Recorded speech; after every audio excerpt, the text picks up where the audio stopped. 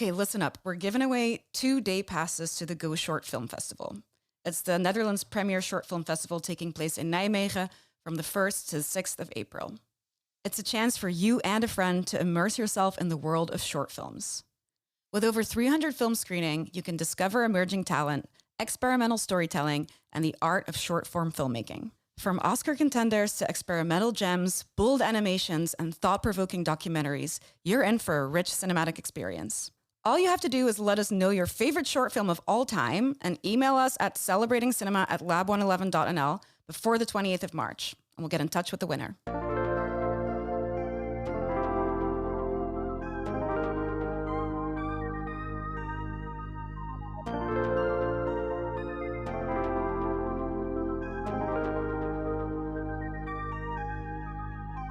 Oh, hi, everyone, and welcome to Celebrating Cinema, podcast for the love of cinema.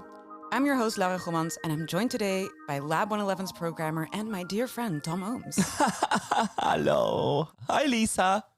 Today we are investigating how one of the worst movies of all time became a much-loved cult classic and a cinematic experience like no other. Yes, Tommy Wiseau's The Room is going to be returning to Lab 111 soon, and to honor that, we're going to walk you through the many baffling events that led to this cinematic dumpster fire. I remember seeing The Room for the first time many years ago at Lab, and you, Tom, welcomed me at the door with a huge box full of spoons, and I felt like I was having a stroke because I had no idea what was going on and what was about to happen. You were like, just wait, this is going to be great. I was like, what do I do? He's like, just grab spoons. I was like, why do I grab spoons? Then I found out what this whole thing is about. Had you never seen it before? I'd never seen it before. And also not clips on YouTube or... I think I'd seen clips, and that's why I went to see it. And then I just didn't know it was this thing. But maybe it's a good question to ask, how did we end up here? What is The Room for people who don't know what it is? What they lovingly call the Citizen Kane of bad movies, a film made by a man called Tommy Wiseau, who has the most inexplicable accent of any man possible. He's American, right? Oh, sorry, yes. He is very American. Anything for my princess. But they think he's from Poland. The community thinks everyone who's ever heard him speak. Well, still, it's, but he claims he's from Pennsylvania. Yeah, something like that. Yeah. But he's a very American boy. There's an interview where he actually says, I am a true American boy. It's a film that he made in somewhere in the 2000s or released. Barely. It had a limited release, and I think it made $80 on its theatrical run or something. It was sent out to festivals. Nobody wanted to screen it. It is a train wreck. So what is it? It's a story about a guy played, of course, by Tommy Wiseau himself. Amazing. Who is a banker, although you barely see any of his work in the film. How was work today? Oh, pretty good. We got a new client at the bank. We'll make a lot of money. What client? I cannot tell you. It's confidential. Oh, come on. Why not? No, I can't. Anyway, how is your sex life? I couldn't tell you the plot of it. No, I'm trying. I'm trying to explain the plot. Bear with me here. Okay. He has a girlfriend called Lisa that he's really happy with, it seems at first. Yeah. But she cheats on him with his best friend, who's played by Greg Sestero and who is the Mark that we all know from the Oh, Hi, Mark. Oh, Hi, Mark clip. Yeah. Oh, hi, Mark. That's sparked me to actually see this and throw screenings for it. So what Tommy Wiseau describes when in interviews is that he was very inspired by the guy who wrote A Streetcar Named Desire. Well, he was inspired by Tennessee Williams to make this, here it goes, Shakespearean drama. That would also be... Are we talking about the same Shakespeare? Did he have like a brother? This can't be real. Bobby Shakespeare. No, Frank. No, not William. Not William, it's Frank Shakespeare. The hack. Well, I guess you can tell because he does have this very Stella-esque. Right. Yeah. Exactly. Yeah. You're tearing me apart, Lisa. You're lying. I never hit you. You are tearing me apart, Lisa. That's the reference. That's his Streetcar Named Desire. That's Tennessee the only Williams. traceable trace Right. of Tennessee Williams. Exactly. I think, yeah. And he hits it on the on the nose there. No. Okay, but like, Sorry, okay, yeah. so what is it about? It's about this guy who has a lot of sex, by the way, all the time. Yeah. And yeah, his girlfriend cheats on him. He did not hit her. He did not. And then her mom gets breast cancer. And then... Wait. Wait. You spoiled my favorite line in the movie. Okay. So yes. We're still I feel like I'm taking crazy pills explaining what this movie is about. This podcast is going the way of the room. Like, how did this get made? Okay, so yes, the characters... Oh, we forgot about Danny. Okay, so the thing is, it's Chaos Tommy ensues. Wiseau and Lisa living in a house that's a set that you constantly see all the time. And there's a door in that set that constantly opens because it's open. And then somebody comes in and it's Danny. It's the neighbor boy. Played like by a an 13-year-old. actor who is a 35-year-old guy or something. And he clearly is not a child. But the movie, and especially Tommy Wiseau, treats him as a kid, which is at some point borderline pervy. And then, of course, there's the mother of Lisa, who suddenly also opens the door and comes in. And then there's the scene with her. And then there's my favorite scene of all time, probably in any movie, Yeah, where cinema. they're discussing that Lisa is telling her, Claudette, that she doesn't love Johnny anymore, Tommy Wiseau's character, and that she wants to divorce him. And then Claudette, played by an actress, I can't remember her name, but does? she clearly was a good actress and didn't get any work anymore and tries to make the most with nothing really and just insane dialogue. And the insane dialogue is that they're having this conversation over tea. I got the results of the test back. I definitely have breast cancer. I definitely have breast cancer. So when we screen this film, there are call-outs. There are a lot of different call-outs. When you see in the beginning of the film, you see Alcatraz In the distance. in the behind distance, and behind every the time you bridge. see every time you see Alcatraz, you scream Alcatraz. That's the first one. My favorite one is when they're having sex on the stairwell. You're also looking through bars. So the deep cut reference there is to also screen Alcatraz because it looks like they're in a prison. Funny. Then there is the moment where Lisa's trying to deceive Mark and she's trying to kiss him. And then Mark says, "What's with the beautiful dress, the music, the flowers?" None of those things are there. So every time when he says the beautiful dress, you say, what dress? The flowers, what flowers? The music, what music? So it's like this Rocky Horror Picture Show experience. But my favorite one, and I always, when I do an intro for this film, I always say, so you can scream whatever you like. Yeah. A lot of people want to scream slut, at least. I don't like that one. I don't like but, that one either. You know, that's a weird overflowing thing from Rocky Horror Picture Show where calling Janet a slut is a very logical thing within the Rocky Horror reasoning of the verse. Rocky Horror thing. I always say at the beginning of my intro, so you can scream whatever you like. Please be aware that I will be the one screaming the loudest, Oh, yeah. calling along with, I got the results of the test back. Yeah, I've seen it with you, and I knew after the first screening that I saw without you, I knew about spoons, and I knew about the baseball, whatever. I knew a couple of things. And then I saw it with you one time, and you just kept shaking it about. You're just like, there's more. But wait. I remember that one because we had screened it, I think, 4 times in a row. So 2 different weekends, and it was my 4th screening. But I had drank quite a lot of scotchka, which is also a Yes. thing in this film where they blend whiskey and vodka and scotch. Vodka. Yeah, you have to be Tommy Wiseau to come up with that. Vodka. We actually served it at the bar here on that day. But I was a bit hungover, and I thought, I'm not going to see this movie for a 4th time in 2 Never, weeks. yeah. And then you came in pajamas, I remember. Yeah. That's me. And you said, really? And then I looked at you and I was like, well. And then I remember you saying to me, but the people need you. People need you. The people need you to shout Give along. the people what they want. So that inspired me to go for it completely. Yeah. You mentioned the spoons. We need to explain the spoons probably, or maybe some people have no Yeah, idea 'cause, what like, the spoons maybe thing people is. are in the position I was in. It's like, why are there spoons, and why do I need to take spoons going into this screening? Yeah. Please explain. So the Tom. entire production of this film is Greg Sestero, the guy who plays Mark, wrote a book called The Disaster Artist, which was then turned into a movie with James Franco. Trigger warning. Trigger warning. Actually, the book is more bizarre than that film. And the entire production of The Room is just as crazy as what is on screen. So Tommy Wiseau financed this movie with, I think it cost $2 million. It doesn't actually show on the Well, screen. he says he spent Allegedly, he spent $6 million Oh my God. making it, and nobody knows how he got the money.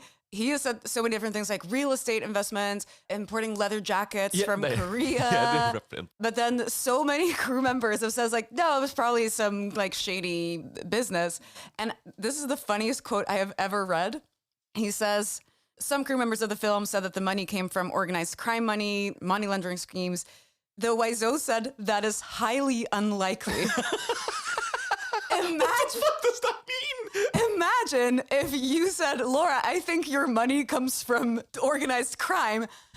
If I say highly unlikely, what does that mean? I'm not saying it's not true, but it's highly unlikely. I thought that was beautiful. But yeah, we're taking the long road to get to what the spoons are. Yeah, so the production is, there are so many things that they completely messed up during the production or saved money on one side to spend money on bizarre things on one end. So the thing that they clearly saved money on was that, remember when you go to like these shops where you just buy a frame? And usually the picture inside of that frame is this sort of stock footage bullshit. Yeah, it's like a blonde woman with a golden retriever. Right. Or it's spoons, forks, and knives. Exactly.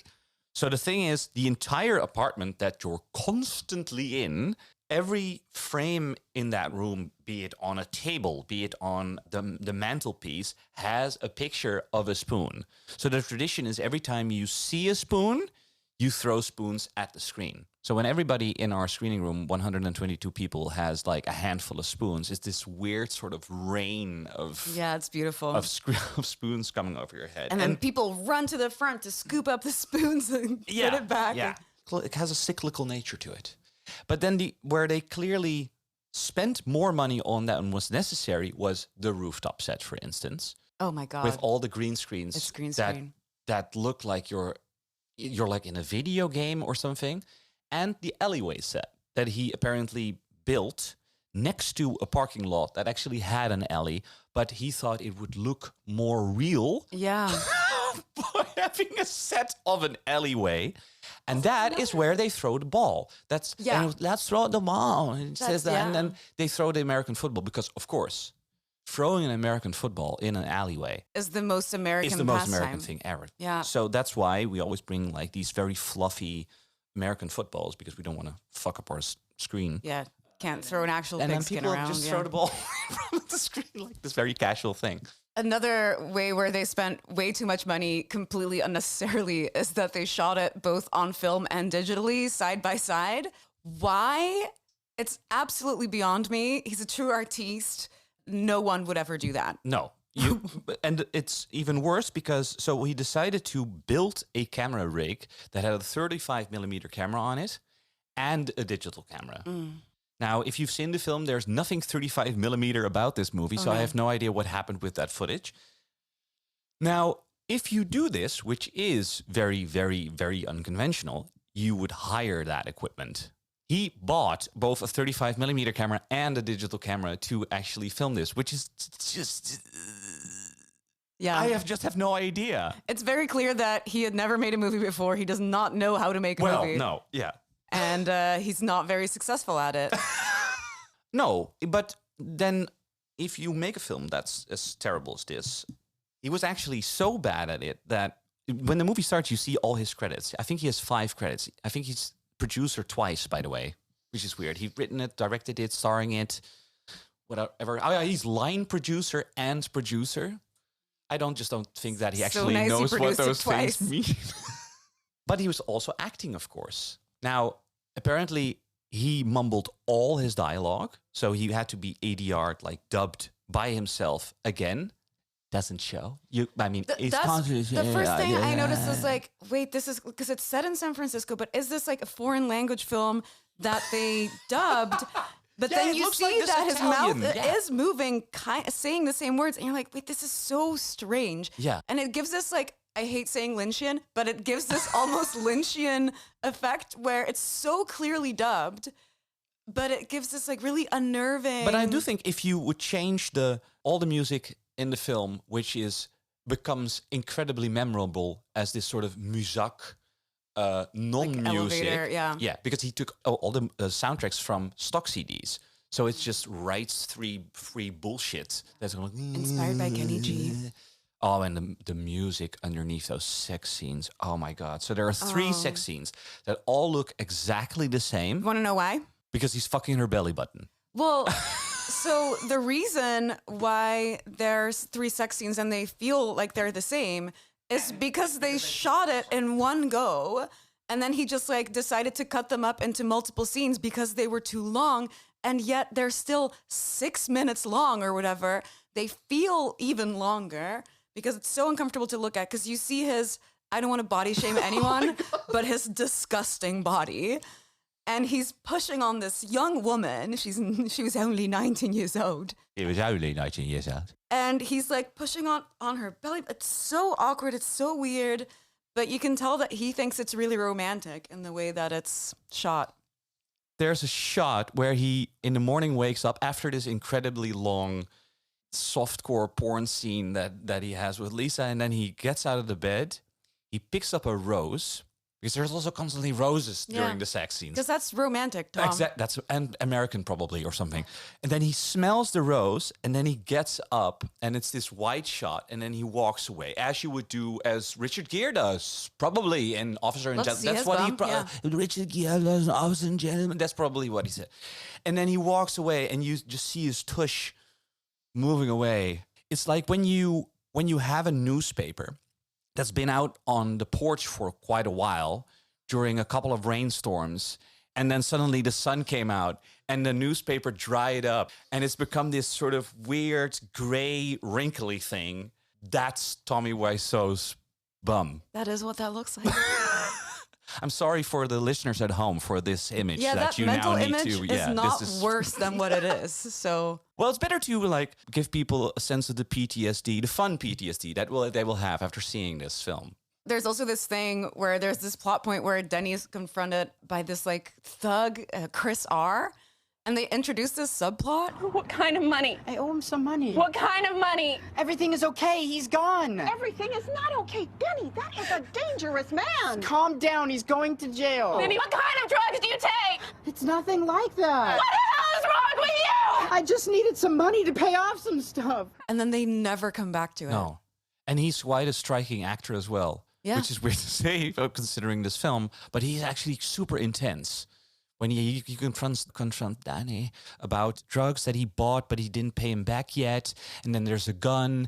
And then every character featured in this film suddenly pops up out of nowhere on that rooftop to then save Danny. And then everybody's screaming at him. And then there's the famous line of Danny saying, "Stop ganging up on me." Which is And then the best thing is that Claudette, so the mom of Lisa, The one with the breast cancer. the one. Famously, that's all we know about her. So So yeah, then Claudette says, "What kind of drugs who are these people?" And then he says to her, "Shut up! You're not my mom." Once again, dialogue where you're like, all of that feels like an extraterrestrial coming to Earth, watching 5 American films and then being like, this is what American films are. That's how this entire movie feels. yeah. It's like there has to be a gun thing, there has to be a drug thing, there has to be, you're not my mom. There has to Yeah. it has to have all these things. And it's such a beautiful, almost like anthropological study of human, what it means to be a human from the eyes of someone who is potentially not human. Yeah, it's like a Rorschach test. Yeah. If you show this to somebody and that person says, "Yes, That is what you want. Then shoot them immediately. Yes. Kill them with a gun. Yeah, stick a pointy object in their eye because they will clearly not be real. It's a reptile. So I think we both agree that this is a really fucking terrible movie. I think the whole world agrees. But why is it that it became such a huge cultural phenomenon? Why are we still screening it? What is it about it? I think the first time I saw it here was on my birthday. I kind of gifted it a bit to myself, but more to the audience. But I was This is really like happy many to years- screen it. this is like 6-7 years very ago, long yeah. ago.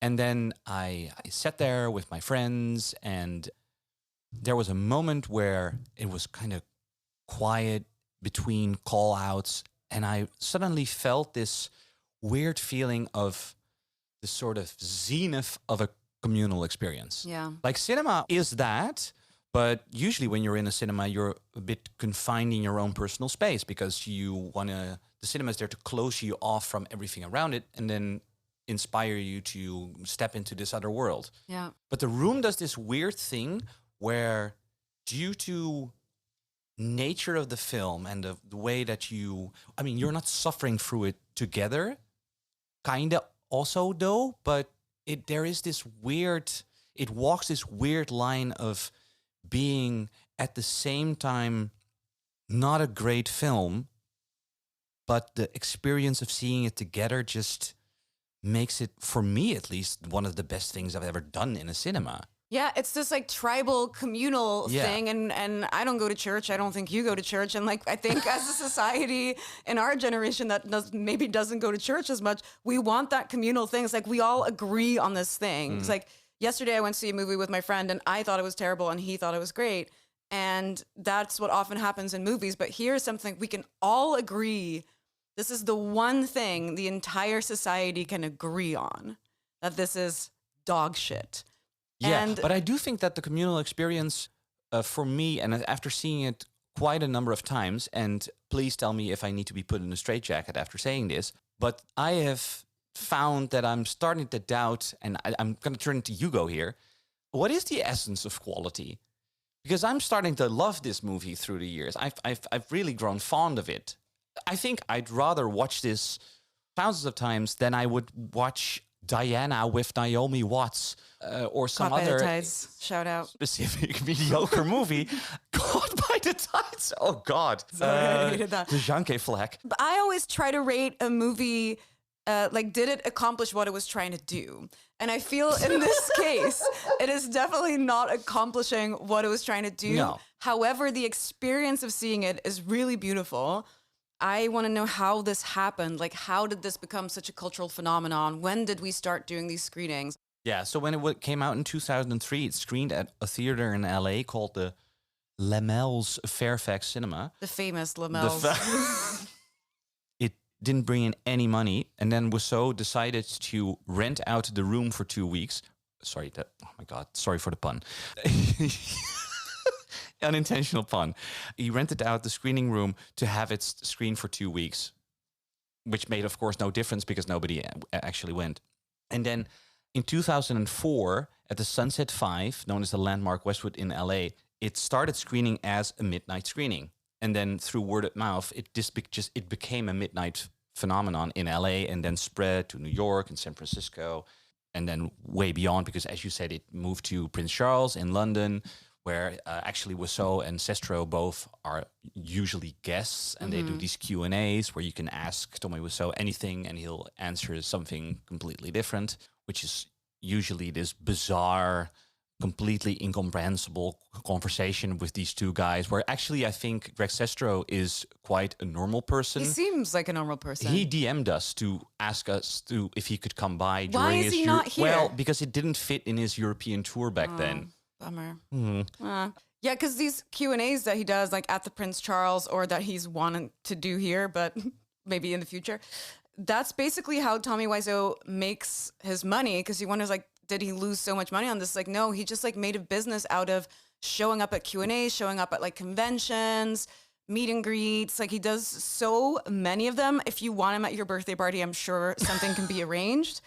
And he has a really extensive merch line that he launched for this. And then he tried to make some other movies, which Kelsprees are not very good. He did a show called The Neighbours, not to be confused with the Australian soap opera, in 2015. It was a sitcom that he tried to launch, didn't work well. Then he did one of those movies with unpronounceable title, Best Friends, but the R is in brackets, so it's like Best Fiends, or is it Friends? And that's and that also stars Greg Sestero. Exactly. Yeah. That's like a two-parter with him and Greg Sestero, which clearly was a more professional production, but still incredibly poorly received. And then he did one that I desperately want to see. We should screen it. Big Shark. Big Shark. Yeah. Because I love a shark movie. And the tagline is something like, 3 firefighters have to, like, there's a giant shark and 3 firefighters have to do something about it. And this must be an asylum production. Asylum productions are these, they make films for that bin at the gas station. Right. So it's the idea of that one film. I've never thought about that industry. No, That's there's beautiful. an industry built on the DVDs in the bin at the gas station. I want to go to there. They cost you $6. The movie also costs $6 to make. And But they got a big shark. I think Asylum makes... But How that's did they always get the the big idea. shark? The idea always is somebody else's idea. In this case, Jaws. And then what do? It's a tornado of sharks. There's a tornado. Actually, there is a movie called Shark Tornado. So Sharknado, babe. Thank you. You're talking to the shark expert. I've seen every shark movie there is to see. So it's always that. And I think he's moved into that territory with this, where I'm always wondering if that, as you said, he's now making money more off the fact, the cult of... Yeah, and that's something I want to talk about is it can't be funny anymore now that Tommy Wiseau knows that we think he's funny. Yeah. Because that defeats the whole purpose. We were laughing at him, not with him. And now he's like hamming up the bit. Before we started recording, you showed me this ridiculous commercial that he did. As an established director, it's my job to protect the audience from bad actors. Oh, it's hot! Oh, it's actually not hot. That's acting, baby. Come on, guys, let's go! Where he's like really hamming up the Wiseau part and he's self-aware and he knows what we think about him. And I was like, well, now it's not funny. Yeah, and the disaster artist also really didn't help on that end because it's... I don't know, there's this weird sort of almost meta thing happening where he's capitalizing on the fact that he made a mistake, but then accepting that, which then turns him into a genius again? Or just That's a foolish not what man that is to happened. be praised? A foolish man who's to be praised.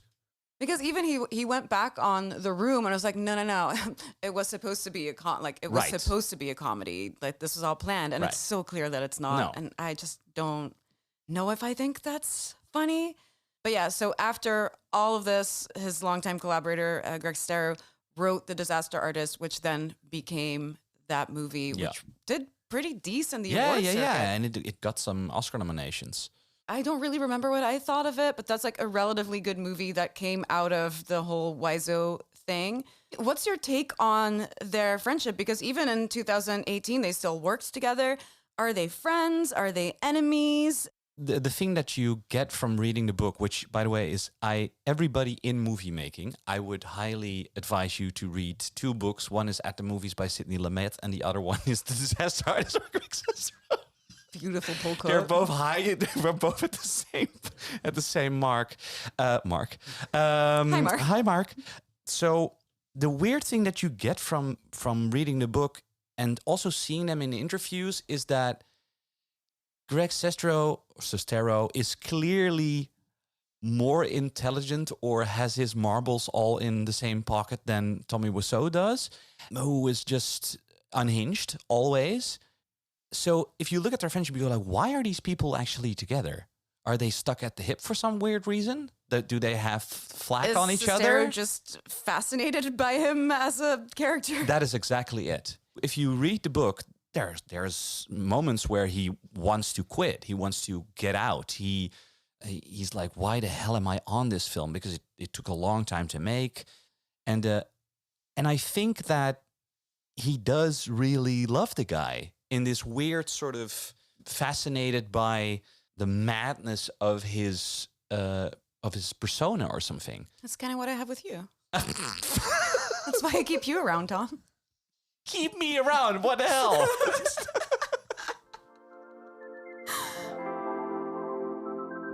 We love hearing from you here at Celebrating Cinema, so let us know your thoughts, questions, and reviews. You can write to us or leave a voice memo at celebratingcinema@lab111.nl or via Spotify, Instagram, and TikTok. So maybe we should move into talking about some other movies that are so bad that they're good.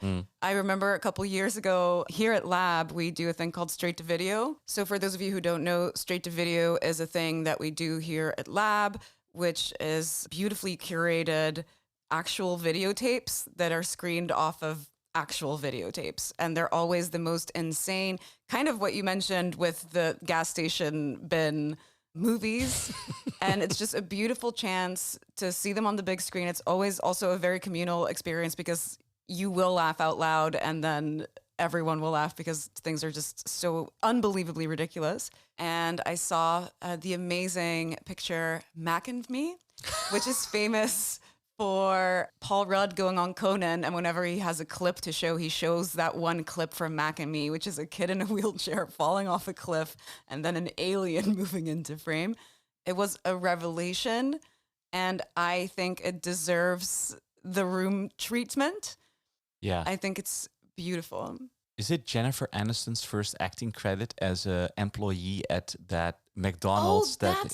She's standing around. Yeah, I have no idea why I know this. She's like a dancer or something, and like one of those, like, because it has dance numbers for no reason. It has a super extended scene at a McDonald's. Giant spoiler alert, because it's sponsored by capitalism in general.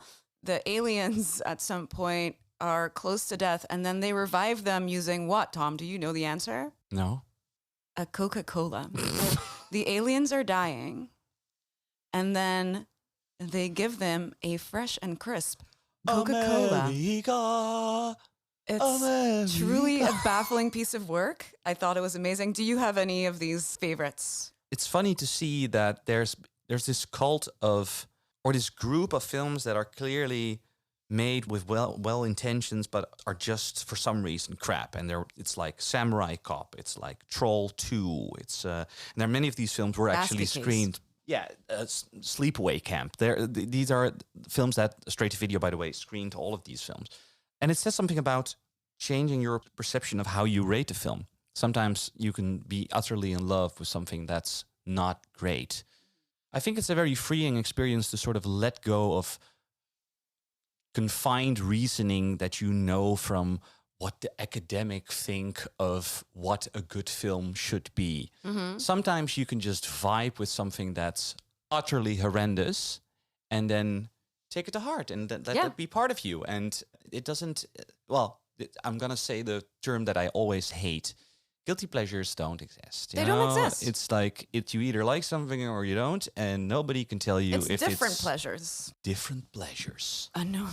To me, that's not a thing. I feel the same way about music, food. It's just like, if it's fun and it does the job, like a movie like that can just be like a fun roller coaster, and then you have Caught by the Tides, which is cinema. So like, but because it's poured into the same form and into the same media, it's expected to be held to this like Citizen Kane standard. Yeah. And it's like, no, something can be really fun and really bad, or like meet like a 3-star, and I could still enjoy it for what it is. Yeah. But and even on that, I'd rather have a 1-star movie sometimes than a 3-star film, which is just like, oh yeah, well, here we are again. Mm-hmm. Diana with Naomi Watts. Sorry, I have a vindictive nature against Diana. What's your problem with Diana? Talking about movies that are potentially bad, know that at Lab we have a suggestions board, but we also have a DM that you can slide into. I successfully got Vampire's Kiss screened here after trying Jesus Christ. for about 6 years of writing it in the suggestions board. So your dreams can come true. Let us know your favorite terrible movies and explain to us why this is something we need to see or screen. We can see if we can make it happen. That would be beautiful. Absolutely. More bad movies. Let's fuck this cinema over.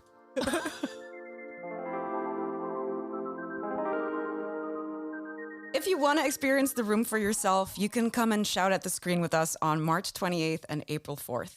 You can find the link for tickets in the show notes. And while you're down there, make sure to check out the next Straight to Video events on March 28th and April 25th. And it's going to be a busy week because we'll also do a Celebrating Cinema Film Club on the 27th of March, where we will be screening Old Boy with an introduction about Korean New Wave. Stay connected with us at Celebrating Cinema and Lab by following at Lab111 on Instagram and Letterboxd. Do you love what we do? Support us by leaving a review on your favorite podcast platform. It really helps us climb the ranks of the podcast charts. And don't forget to check the show notes for all the films mentioned, bonus info, and ticket links. This was a Lab 111 production, edited and produced by Elliot Bloom, with music from Hugo Emertzal and artwork from Studio FFF.